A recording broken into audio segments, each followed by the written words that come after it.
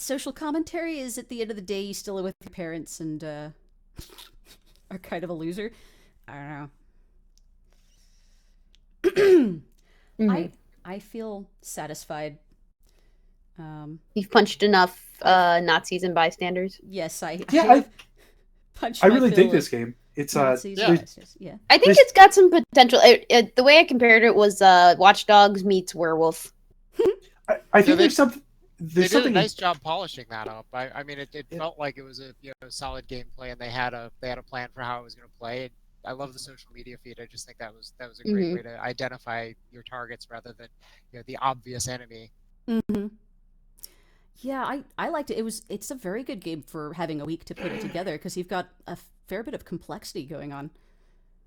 I think as you said, the social media mechanic very interesting. I think any game that kind of gives you, because it characterizes them. It gives you a means to have them, not just the Nazis, but for all the characters on the screen, you have this sort of insight into them, into these little digital lives. I think it's Hmm. really And then they say things that are super normal, and then they just like hide Hitler. I'm like, oh. Well, and I it's sort of, mean, as absurd as it is to see that, it sort of mimics the whole internet experience of like, yeah, a lot of the time people just talk normally and are kind of like normal people, and then there are some real crazy people Mm. out there, and they're just interspersed. They're totally like, they're just out there. Sometimes people do weird shit. that's deep. Playing these games today, I learned a lot, guys. I learned a lot, both ironically and unironically. Hmm. Yeah, um, I think we saw some really cool mechanics, really good integration of the theme to make the mechanics interesting themselves too. Very clever solutions to what they were doing as well. yeah, I'm impressed all around, especially because all these games were made in a week. Hmm. So I don't know. Any let's wrap it up for tonight. We'll see everybody tomorrow at 6. Well, for those of you who may be returning, I know I'll be here tomorrow at 6. Any closing remarks? I just think everyone put a lot of work into their games, and everyone should be proud of what they created.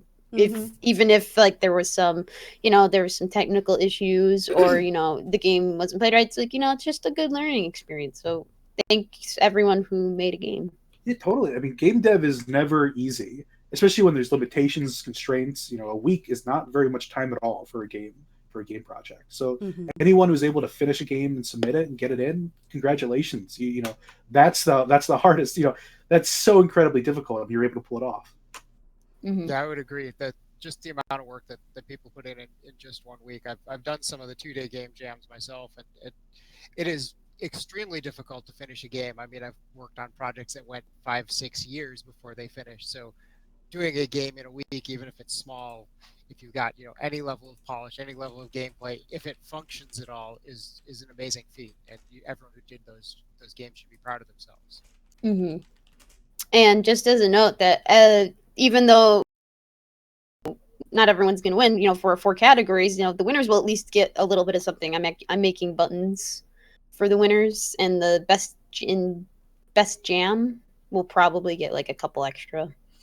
Yeah, I think there is a cosplayer who specializes in Papers, Please, and they've made some neat accessories from that game, and so I think some of those are going to be mailed to the winners. Hmm.